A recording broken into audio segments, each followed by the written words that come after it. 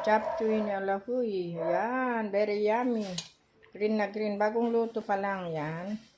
Anong minuto? Ay, anong ingredients? Madami po.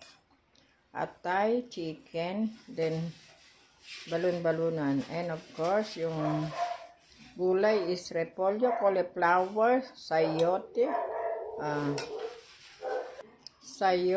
ano pa ba yan?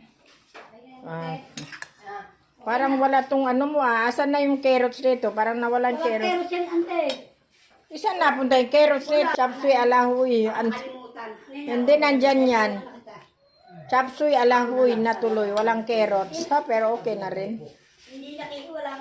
Meron nandyan yan. Kasi pinaghiwa-hiwalay ko tong mga pa-carrots to Di lang nakita. Di nyo lang nakita. Ayan. Oh, ang carrots nakalimutan mga. So okay na rin yan.